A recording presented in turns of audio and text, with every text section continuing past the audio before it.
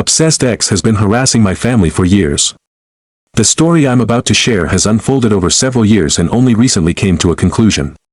This situation has impacted nearly every significant person in my life, affecting us even today and likely continuing to do so for the rest of our lives. I feel compelled to share this experience so that others can recognize how quickly a seemingly harmless circumstance can spiral out of control. Given the complexity and length of this situation, I will break the story down into multiple parts for easier understanding. To start, I want to introduce my brother. He has always been my closest friend and is, without a doubt, the most loving and genuine person I have ever known. He has a way of connecting with people that is truly special, and almost everyone he meets is drawn to him. Despite his many wonderful qualities, my brother has not been in many romantic relationships throughout his life. This might be partly because he is an all-or-nothing type of person. When he falls for someone, he does so deeply and without reservations. This intensity can be a blessing, but it can also turn into a curse. Over the years, my brother has had a few girlfriends, and I have gotten to know most of them quite well, even though I am nearly 8 years younger than he is. The majority of these girls have been lovely, normal individuals, although there have been a couple of exceptions. As my brother transitioned into adulthood, our family had high hopes that he would settle down with a long-term, wonderful partner. Little did we know that we would end up sharing 6 years of turmoil caused by one particular girl, whom I will refer to as Pam. I first met Pam when I was just 11 years old, while my brother was 19 and she was 17, preparing to graduate from high school. I was taken by surprise when he introduced her to the family as his girlfriend, especially since neither my parents nor I had heard much about her prior to this moment. However, Pam struck me as kind, warm, and intelligent. She was an honor student and beautiful as well. I admired her instantly. For the first year of their relationship, Pam appeared to be perfectly fine. She was consistently cheerful, kind-hearted, and always had engaging stories to share. As a result, I felt a bond growing between us. She seemed eager to develop a relationship with me, and I found it easy to connect with her. It felt like having an older sister. As we reached the halfway point of their second year together, we began to notice some peculiar behaviors from Pam. These were not overtly alarming at first, just small oddities that piqued our curiosity. For instance, if my brother was having a conversation that didn't involve her directly, Pam often tried to insert herself into the discussion. She would shift closer to him, laugh a little louder, or call him away. Additionally, whenever our family or friends would ask my brother about his future plans, such as college or career goals, Pam would grow visibly uncomfortable. In some instances, she made comments that suggested an unsettling level of involvement, like saying, "I hope you have it all planned out because I'm going wherever you're going." My parents and I would laugh off these behaviors at the time, thinking Pam was simply a loving girlfriend who was a bit protective. We liked her a lot and held on to high hopes for their relationship. Looking back, it's disheartening to realize how blind we were to the red flags. One night, everything changed. My brother came home late from a party when I was 13 and he was about to turn 21. As soon as he walked through the door, I could sense that something was bothering him. Our parents were already asleep, but I was awake in the living room. I could see the distress on his face, and I asked him what was wrong. When he walked into the kitchen, I noticed a large welt on his cheek. Concerned, I asked him what had happened. He shrugged it off, saying, "I got in a fight, it's cool." This immediately raised my suspicions because my brother is the least confrontational person I know. I pressed him further, asking, "Fight over what?" He simply responded, "Pam," and went to his room. The following morning, as he drove me to my soccer game, I decided to pry again about the previous night's incident. At first, he didn't want to talk, but eventually, he revealed that Pam was kind of weird. Curious, I asked him how so, and he admitted that she likes to start things. As it turned out, Pam was a pathological liar. This was something he had only just started to realize. Looking back, the many tall tales she told about places she claimed to have been and experiences she insisted had happened didn't seem truthful at all. That night at the party, Pam had told my brother that another man there had attempted to assault her. Being the caring person he is, my brother confronted this man, only to find out the shocking truth: he had never even laid eyes on Pam before that night. This revelation was just the beginning of a much deeper and troubling story that unfolded from there. During a car ride home, my brother expressed his confusion and frustration, stating that he had never seen Pam before. This comment sparked a heated argument between them, primarily centered on the serious accusation of sexual misconduct. Pam later explained to me that my brother must have misunderstood her words, insisting that nothing even remotely resembling rape had occurred. However, this accusation turned out to be a significant problem in their relationship, leading to my brother deciding to end things with her. After several weeks had passed since their breakup, Pam reached out to me, inviting me to go shopping together. Given that I had previously enjoyed a good friendship with her, I accepted her invitation. My parents were a bit wary, finding it odd that a 20-year-old would want to spend time with a 14-year-old, however, they ultimately allowed me to go. The day began on a pleasant note. Pam filled me in on what was happening in her life while asking about mine, as well as my family and my brother.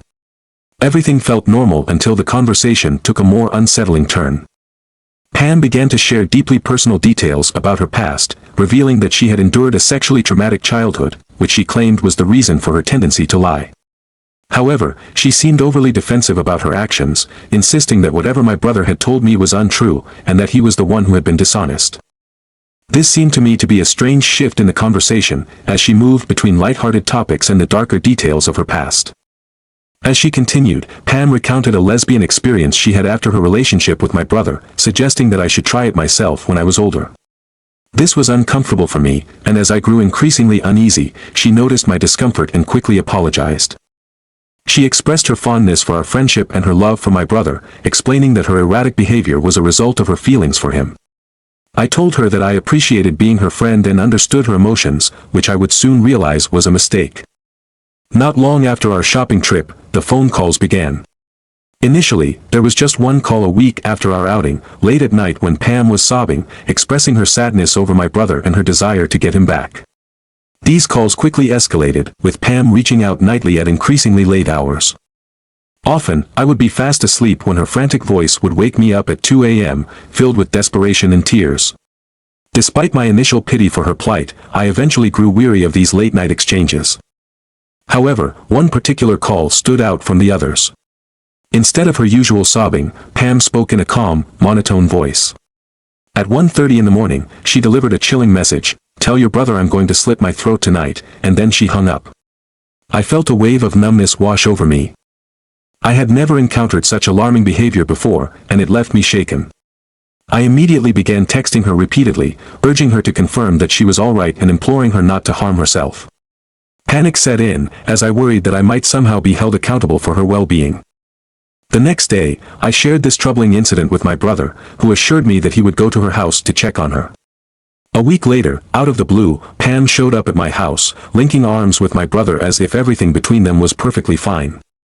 She greeted me with a smile, completely ignoring the distressing phone calls she had made to me. Not long after, things took another unsettling turn. I returned home from school one day to find my entire family waiting for me in the living room. They asked me to sit down, and my heart raced as I feared the worst. My mother informed me that my brother had shared what I was feeling. Confused, I turned to my brother, who looked at me with a mix of pity and concern.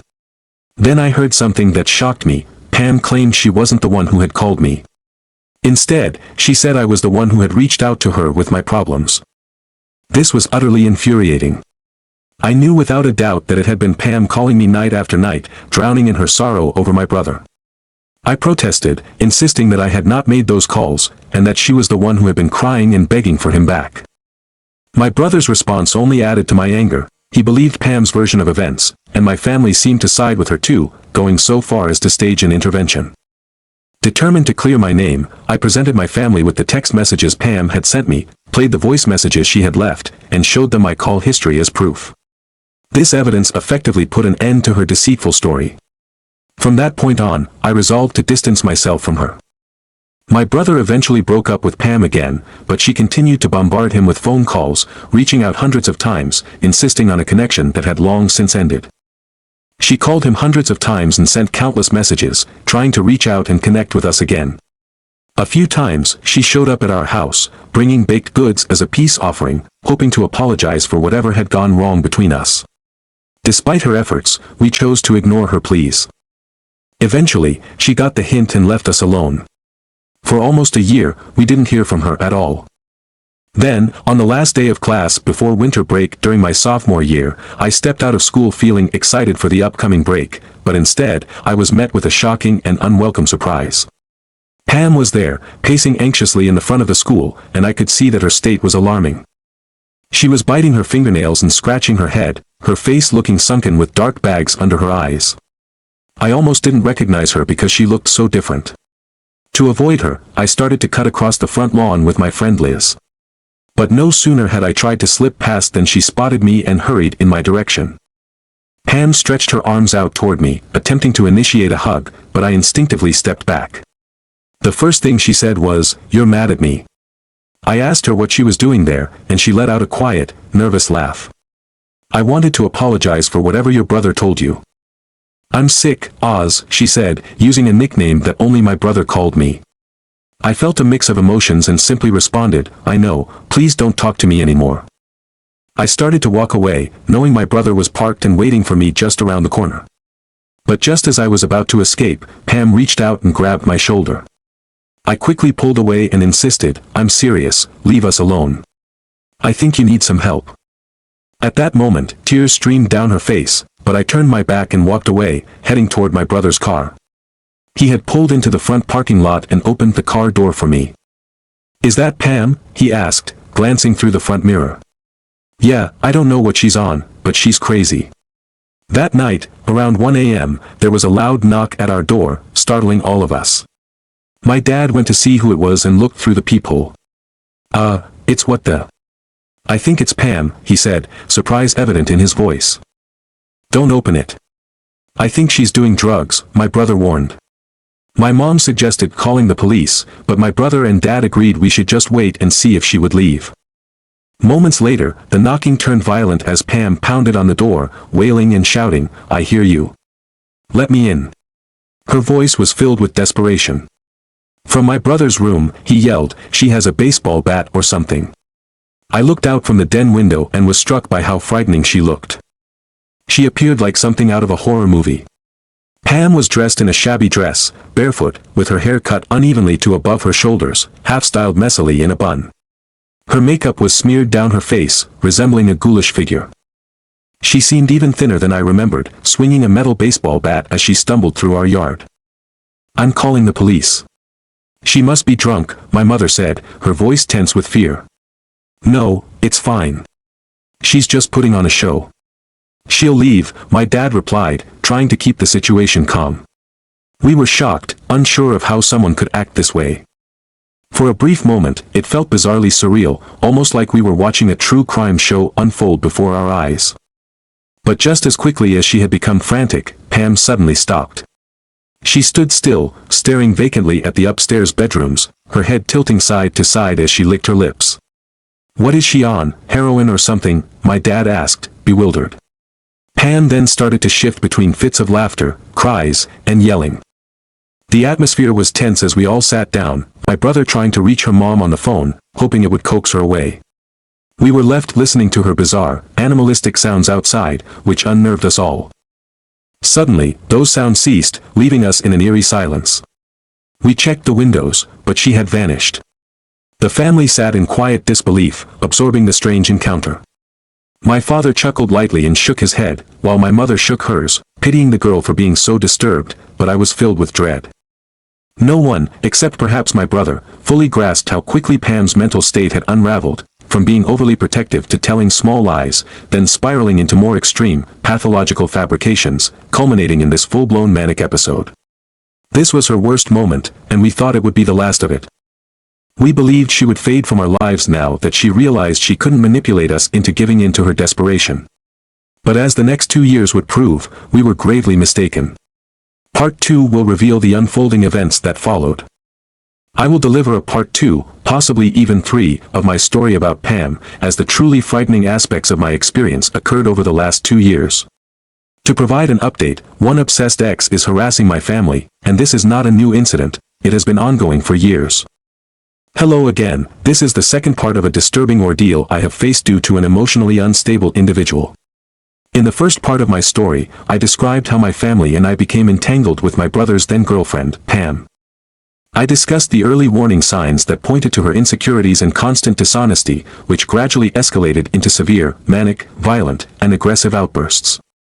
Part 2 covers the next phase of our 6-year ordeal, with my age ranging from 11 to 15 during the events of the first part.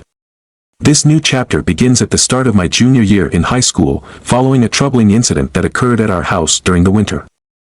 After that event, Pam stopped visiting us physically, although her presence was still felt daily through a barrage of text messages and phone calls that each member of my family endured. These communications fluctuated between attempts to sound apologetic and stable to episodes of extreme distress, cursing, and making alarming threats. For several months following the winter incident, I felt a strong need to sleep with the lights on. I was consumed by the fear that Pam might climb our backyard fence and appear outside my window with that same crazed expression she had exhibited that night in our front yard. In response to the constant harassment, my family collectively decided to change our phone numbers and block her from our personal devices and social media accounts.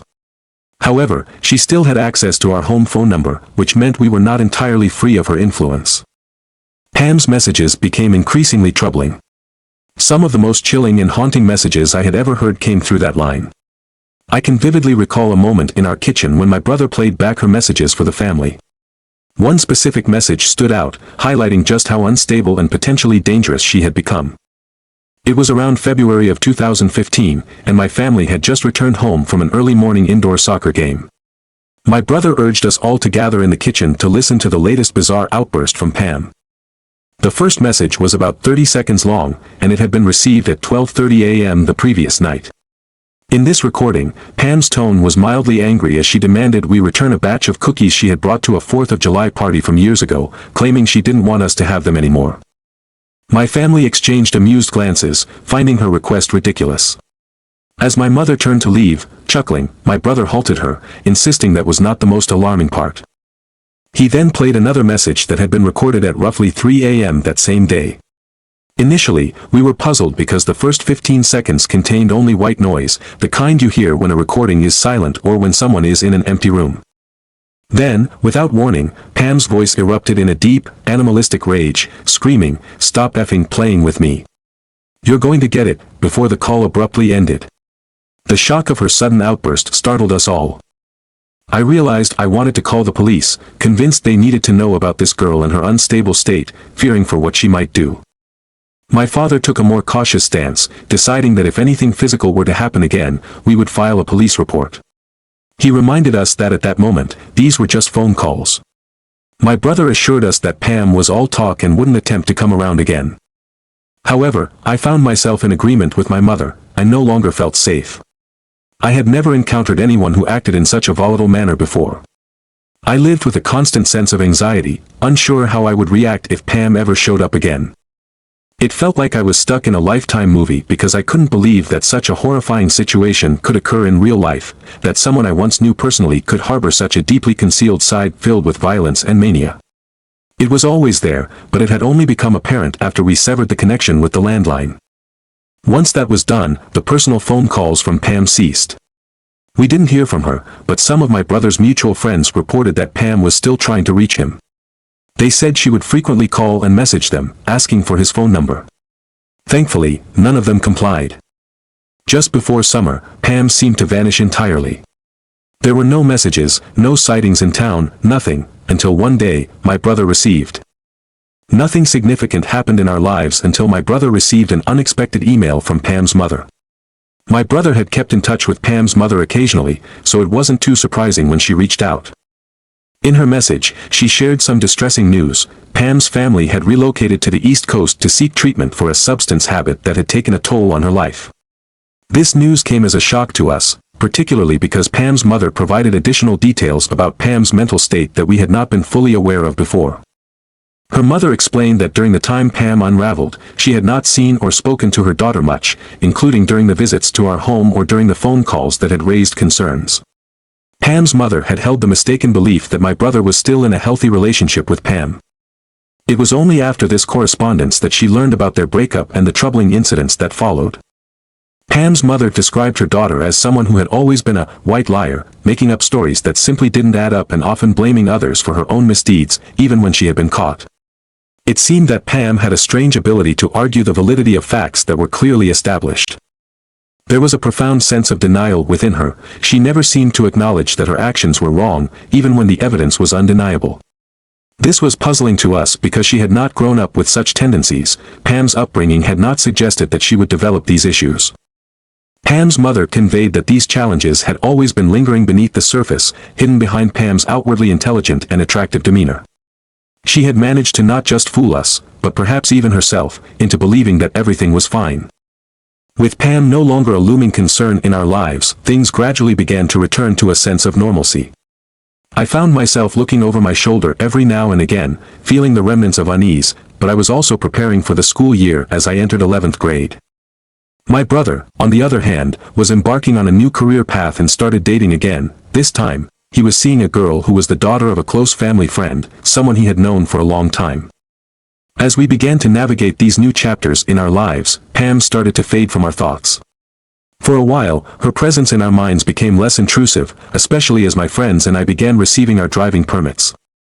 I distinctly remember spotting a car in our neighborhood that I had seen repeatedly around town, one of those cars that you notice more frequently after you first see it.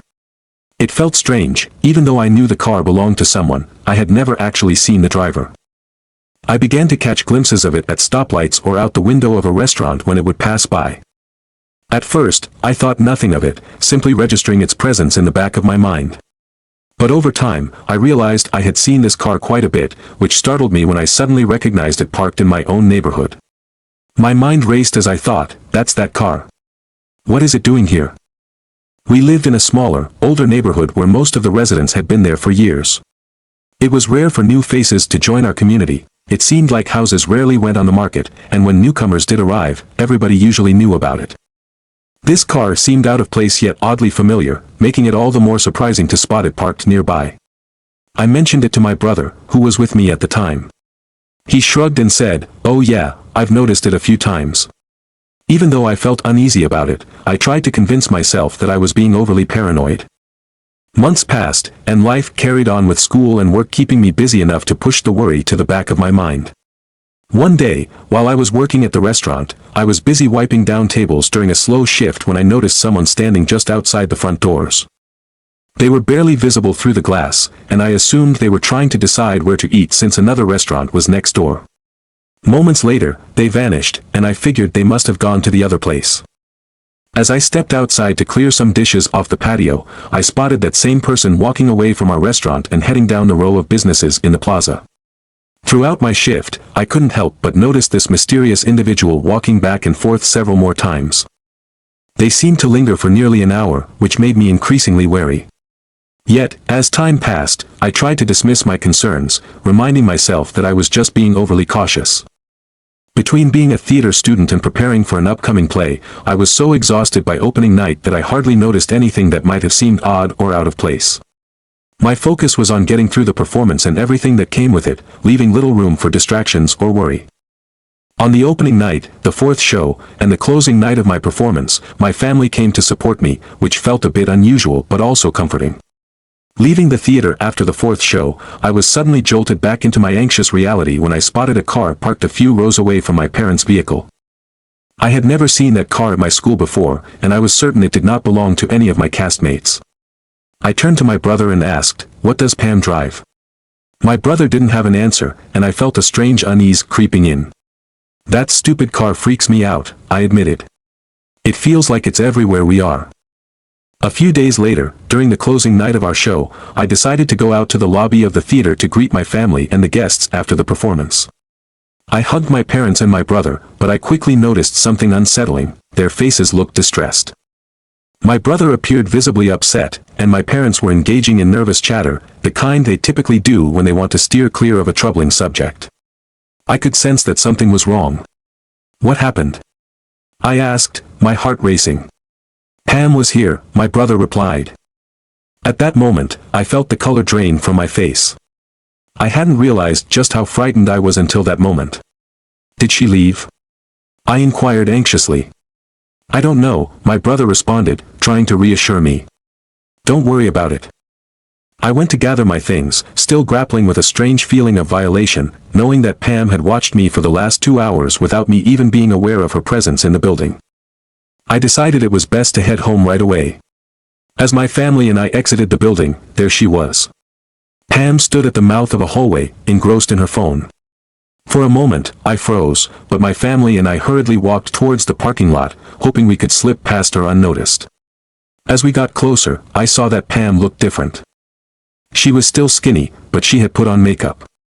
From a distance, she almost looked like the old Pam, the one I used to know. However, as she glanced up from her phone, I noticed a vacant, wild expression on her face, almost like a wild animal caught in a trap. A flash of anger crossed her features as she recognized us, and I could tell she was about to say something. But we all pretended not to see her and continued walking. "Hey, wait a minute," she called after us just as we reached the front of the school. My brother stopped, and I heard him say, "You need to stop." We finally made it to our car, and I watched as they spoke from a distance, my heart pounding. I wanted to get inside the car and leave right then. My mom and I climbed in while my dad lingered outside. Pam raised her voice, angrily confronting my brother. He eventually made his way to his car and left, while Pam waved at him with an unsettling, artificial smile before storming off to her own car.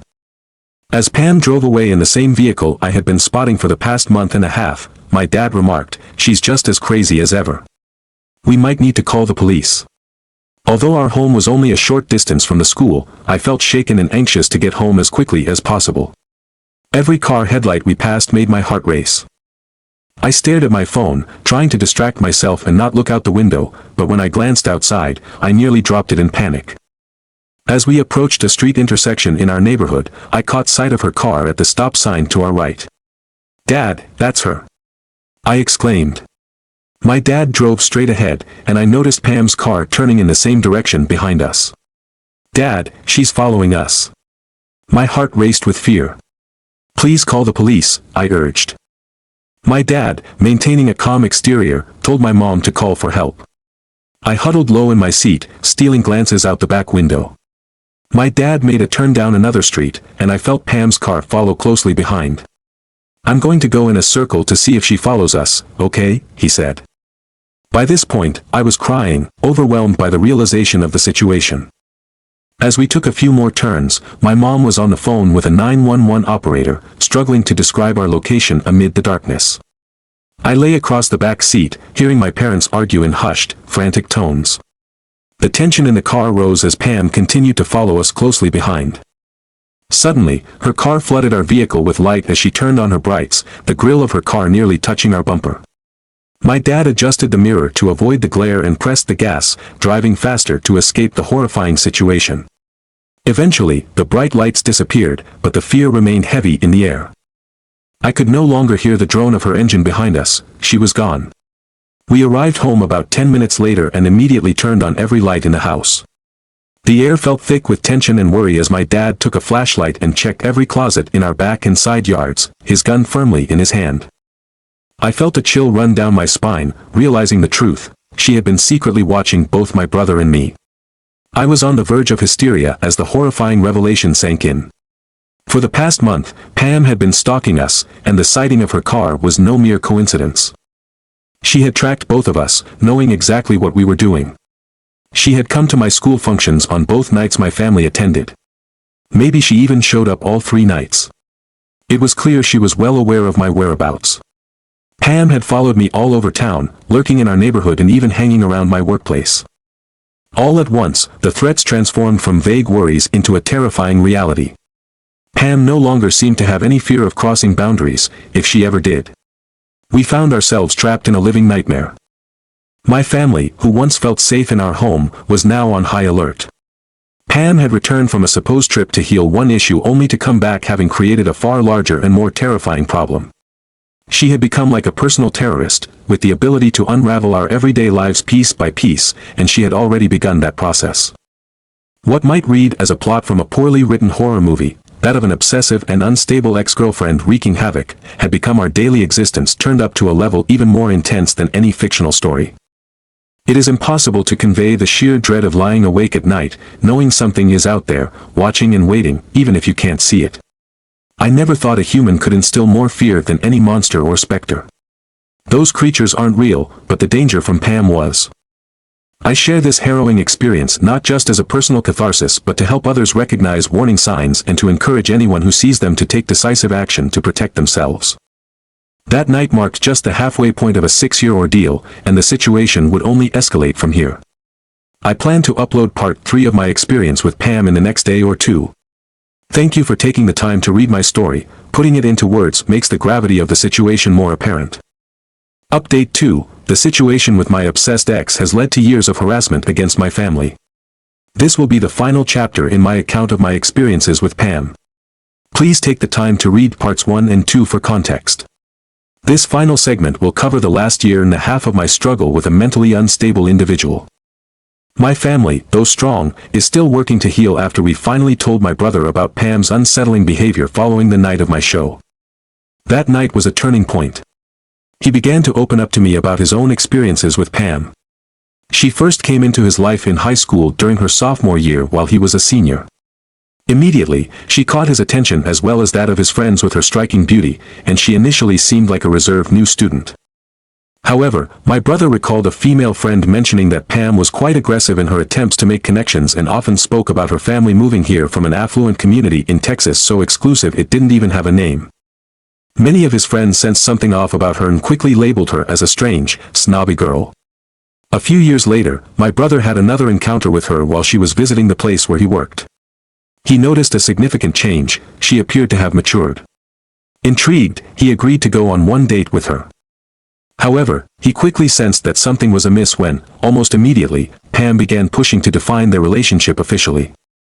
While he found her forward nature surprising, he was captivated by her elegant speech and charming demeanor. Nevertheless, he soon noticed red flags. Within just a few weeks, Pam's deep-rooted insecurities became apparent. She constantly questioned whether my brother still had feelings for her, if he was upset with her, and if he thought she was attractive enough. This unsettling pattern soon escalated. Pam started sending him unsolicited nude pictures during the middle of the day, coupled with messages begging to know if he still liked how she looked. If there was a gap in their conversations where he didn't affirm her beauty or compliment her appearance, Pam would make sure to address it. If my brother ever expressed reluctance or frustration about this behavior, Pam would spiral into emotional outbursts, claiming that he didn't love her anymore. Though this phase of instability eventually calmed down, the disturbing cycle had only just begun. This behavior gradually softened over the course of their relationship, reaching a noticeable change by the end of the second year. It was during this time that Pam's narcissistic tendencies began to emerge vividly. She frequently spoke disparagingly about my brother's previous girlfriends and even his female friends, making sure to emphasize how much more attractive she believed she was compared to them. Pam's need for validation and attention was apparent in every conversation she had. Moreover, she often refused to attend events that my brother invited her to, including significant family gatherings such as my birthday dinner and our aunt's funeral. Her excuses were that she wouldn't know anyone at these events and would feel uncomfortable without someone to talk to. Pam liked to refer to herself as a princess and expected to be pampered and adored constantly. This need for attention led to frequent arguments between her and my brother, especially when he wanted to spend time with his friends without her. She simply could not understand why he would choose to be around anyone other than herself. At this point, Pam was entirely convinced that she would one day become a celebrity and would marry my brother. It was hard to comprehend that my brother, a smart, kind, and attractive man, was investing his time in a relationship with someone who exhibited such troubling behavior. Whenever my brother hinted at the possibility of ending their relationship, Pam would react with dramatic intensity, often becoming belligerent and threatening to harm herself. This put my brother in a difficult position, as he felt trapped by the fear that she might actually go through with her threats. Despite his suspicions that she was merely bluffing, he was unprepared for what he would later discover. One day, while at Pam's home, my brother stumbled across multiple bottles of prescription pills. When he inquired about them, she told him they were antidepressants prescribed to her following the death of her brother. However, it was later revealed to him that her brother had never existed. This realization only added to the growing concern about Pam's mental state. Her anger soon directed itself at my brother when he expressed the desire to spend time with his family without her present. He confided in me that Pam often fixated her anger on me as well. There was one instance where she insulted me harshly, calling me derogatory names and making unfounded accusations about my parentage, suggesting that my appearance was so unattractive that I must have been the result of an affair. This situation deeply troubled my brother, who ultimately decided that he needed to end the relationship, regardless of the consequences. The troubling nature of Pam's behavior persisted as she repeatedly sought my attention, attempting to cultivate a friendship with me. Her actions, showing up at my school and persistently reaching out, were alarming and seemed more sinister than they had initially appeared. The final year and a half of our ordeal with Pam was filled with incidents that were beyond any comprehension of normalcy. In the weeks following a particularly distressing car incident involving Pam, I struggled to sleep. My brother, who lived across town, began visiting and calling more frequently, likely sharing my sense of unease. On the rare nights I managed to sleep, I would wake up sweating from nightmares filled with terrifying images, such as girls wielding axes or ghostly figures standing at the foot of my bed. One night in early December of 2015, the weather was stormy, with heavy rain and strong winds. I decided to let in the cold air, thinking that the sound of the rain might help me fall asleep. I opened the window just enough to allow a breeze while securing it with a piece of wood that my father had cut for added security. I closed the heavy blackout curtains, leaving just a small opening for air to circulate. As I settled into bed, I vaguely registered a strange noise coming from the roof outside my window. My room was on the second floor of our house, which had 3 levels. The second floor was only a few steps above the main floor, but the layout made it less accessible from the outside, unless someone knew the structure well and the different access points. I dismissed the noise as just the storm, perhaps leaves or branches were rustling. Turning over to face the wall, I was suddenly jolted awake by a bright surge of white light filling the room. I shot up in bed, momentarily frozen in fear, as a chilling sensation washed over me, making my limbs feel weightless. I was overwhelmed by an indescribable horror, unsure of what would happen next. I struggled to make sense of the terrifying events that had unfolded. In that chaotic moment, everything in my room transformed into a dark silhouette as another blinding flash illuminated the space. The sense of panic surged through me, and I instinctively threw off the blankets, my heart racing. I sprinted down the hallway, driven by a fear I couldn't fully comprehend, my own screams echoing back to me in surprise. As I dashed toward my parents' bedroom, I collided with my dad, who had just flung open the door, his face reflecting a mix of concern and fear. He gripped my shoulders tightly, trying to steady me in the doorway as he demanded to know what was wrong. Breathlessly, I explained that someone was taking pictures of me through my window. It felt surreal, I could hardly believe the words coming out of my mouth. My dad acted quickly, checking every nook and cranny of the roof and house, but of course, found nothing and no one. Meanwhile, my mother sat up in bed, her eyes wide with worry. She peppered me with the typical questions that a parent asks in such situations. Were you dreaming? Are you sure it wasn't just lightning? I was adamant that it hadn't been thunder, and at that moment, I felt a certainty in my gut that the flashes I had seen were different from any lightning I had experienced before. Having taken countless pictures on my cell phone, I recognized the unmistakable flash of a camera. Whether my parents believed me at that moment was unclear, but I knew I would eventually have evidence that would astonish them.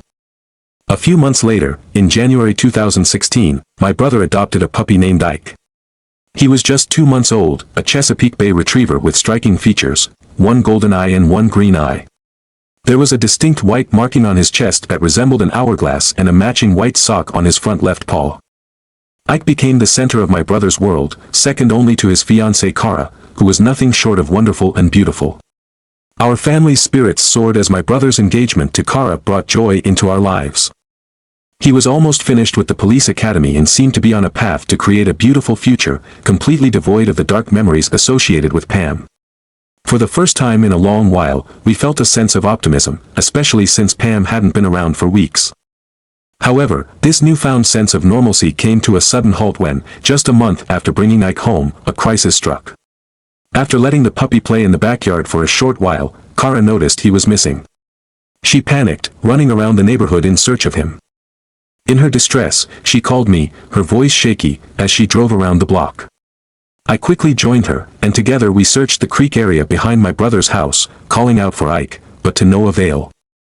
Just when we were about to lose hope, we returned to my brother's front porch to find Ike sitting there, seemingly unbothered and happy, although he was missing his collar. We felt an immense wave of relief wash over us, but confusion crept in as we checked the yard together and discovered a small gap in the gate where he might have escaped. Oddly enough, there was no grass or burrs stuck in his fur, raising questions we didn't have the answers to at that moment. A few weeks passed, and my brother and Cara planned a weekend getaway with friends. I volunteered to watch Ike during their absence, and they dropped him off on the Friday before the long weekend. Ike was more than happy to play with our older lab, Des. On the second night while I was out with friends, my dad let the two dogs into the yard around 8 p.m. He settled into his chair in the living room, engrossed in a show alongside my mom. They later recalled hearing Des barking and assumed the puppy was simply riling him up, so my dad called out for Des to quiet down. A few moments later, Des ran to the door, barking urgently, which puzzled my dad since Des wasn't usually a barker. When my dad called for Ike, he didn't come. Concern began to take hold of him as he ventured outside to search the bushes, but still, no Ike. Growing anxious, he hurried back inside to grab a flashlight, checking the swimming pool area, but still found no trace of the puppy. My mom joined him, and together they combed through the extensive backyard, calling out for Ike, but he was nowhere to be found. When I finally got home, they had just completed their search of the front and side yards. I reminded them that Ike had escaped once before, which led us to decide to take the car and look for him, calling out his name as we drove around and enlisting the help of a few neighbors. I couldn't shake the feeling that something was off. How could such a well-behaved puppy suddenly disappear without a trace? In the last few weeks, something strange had happened. The well-behaved puppy, who had always been so good, seemed to have transformed into a clever escape artist. In just about 3 weeks, our yard had turned into a place where 3 different dogs had grown up. Some of them were even younger and smaller than Ike, our puppy. Despite having high and sturdy fences, which my dad had put up a few summers ago, we never faced this issue before. This time, however, things were different. We lost track of Ike, and deep down, I hoped he would return home that night, just like he had done the last time he wandered off. Unfortunately, he did not come back. By Sunday, I had to tell my brother what happened, and together, we spent the entire day searching in the nearby areas. We visited shelters, vet clinics, and even checked along the sides of the roads, hoping not to find anything tragic. Sadly, our efforts yielded no results, and my brother was heartbroken over Ike's disappearance. In an attempt to spread the word, we created flyers to hang around our neighborhood, hoping someone might have seen him. Days turned into weeks, and as time passed, we still heard nothing about Ike. Then, in mid-February, while my dad was doing yard work, he came into the house after a few hours carrying something in his hand. He placed it gently on the kitchen table, and I squinted at it, confused. "What's that?" I asked. It was Ike's collar, the one he had lost the day he escaped from our yard at my brother's house. My dad told me he nearly ran over it with the mower. He suggested I take it to my brother, and I felt a knot form in my stomach as I realized this was no ordinary collar. This was Ike's first collar. I called my brother's friend Kara to ask if they had found it, but she told me they hadn't and that they had bought him a new collar. It suddenly clicked in my mind. Someone had taken my brother's dog, not just once, but twice. I shared my thoughts with my brother, Kara, and my parents. It was an easy theory for them to accept, given all that had happened. We decided it would be best to report this to the police and add it to our growing case file on Pam, the person we suspected was behind Ike's disappearance. I also mentioned the night I had seen someone take a picture of me from outside our window. However, the police, much like many times before, told us there was nothing they could do without clear proof linking Pam to the incidents. Feeling frustrated, defeated, and frightened once again, we continued to live with the worry of what had happened to our beloved puppy. But just a few weeks later, in April 2016, a series of unexpected events would finally bring a resolution to our troubles in a twist of fate. Kara happened to be with her mother in a small town about 45 minutes away from where we lived. At that time, we were so focused on planning my upcoming 17th birthday that we nearly forgot about Pam and her role in our lives. She had certainly been lurking in the shadows, possibly watching us, and we couldn't shake the thought that she might have stolen or harmed my brother's puppy. While Kara was window shopping with her mother, they spotted a car parked on the street, and to their shock, they saw a puppy inside. As the weather was a bit warm, they approached the vehicle to take a closer look. In that moment, Kara recognized him immediately, not only by the distinct markings on his chest but also by the way he began to cry when he heard her call his name. She quickly called the police and then phoned my brother, feeling a mix of hope and excitement. She waited anxiously on the back trunk of a car until the police arrived. When the police showed up, the owner of the car returned, obviously upset to see them there. It turned out the girl was not Pam, but she became quite cooperative. She explained that she had bought the puppy just a few days ago from an online ad. The girl told the police that the seller had come across as shady and was desperate to get rid of the dog. The puppy had been in poor condition and was offered at a very low price. The girl who sold the dog claimed it was a present from her boyfriend, but it was not the right kind of dog for her, so she wanted to sell it. The buyer explained that she had met the seller at an apartment complex not far from where they were, but she couldn't remember which apartment it was. The police, with this information, used Pam's name and did some digging, which led them to discover that Pam lived in that very apartment complex with 2 roommates.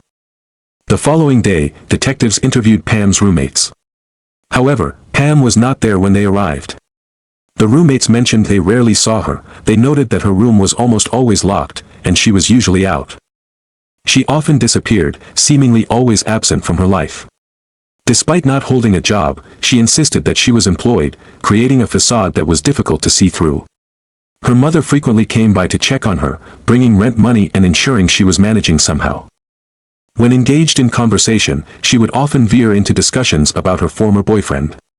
Her feelings were tumultuous. She would swing from expressing deep affection for him and his family to making extreme statements about how they all deserved to perish and were destined for hell. The situation escalated when the girl who had purchased Icon from Pam's roommates provided crucial information. This led the police to gather enough evidence to secure a search warrant for Pam's apartment.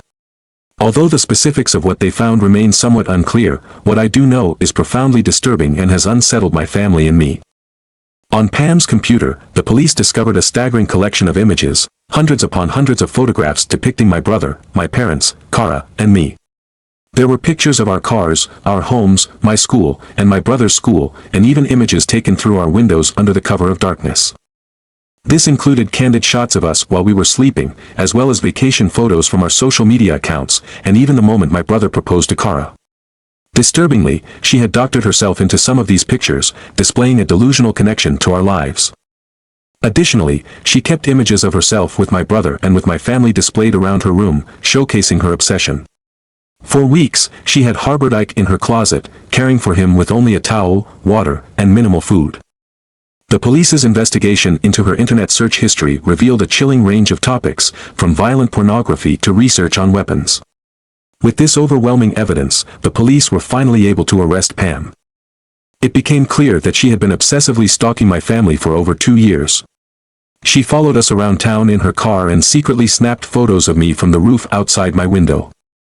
She documented all her activities and thoughts about us, detailing her plans in a journal, the contents of which we won't have access to until the upcoming trial next month. My brother, myself, my father, the girl who connected us with Pam's roommates, several of my brother's friends, and even Pam's mother will be called to testify against her. This trial will be the first time any of us have faced her in many months, and the thought terrifies me. I feel a deep surge of anger. I'm furious that someone as disturbed and malevolent as Pam could attach herself to my brother and my family, stripping us of our sense of safety, our peace of mind, and our trust in the world around us. Every creak, every unexpected noise, and every unfamiliar face or vehicle that appears to follow us closely sends me spiraling into a state of dread. I can vividly picture her standing in my front yard again, wearing a dress, staring vacantly up at the sky with an almost animalistic gaze. My life transformed into a real horror story, not because of a haunted house or a crazed killer, but due to a troubled girl fixated on something unattainable. At just 17 years old, I have gone through an ordeal that many may read and dismiss as an exaggerated tale meant for fiction. Yet, my family is healing, and I am healing too. Despite everything, Pam did not break us. I hope sharing this story offers comfort to anyone who has experienced something similar, making them feel less isolated in their struggles. I also hope that those reading this recognize the warning signs that Pam exhibited and take the necessary steps to protect themselves. Don't wait for things to escalate to the point they did for me. Be mindful of the dangers posed by mental instability. As the trial approaches and we uncover more details, I may update this account. I genuinely appreciate the support everyone has provided me as I've shared my journey. Writing it all down has helped me articulate experiences and feelings that I struggled to express over the past 6 years. From this ordeal, I have emerged stronger.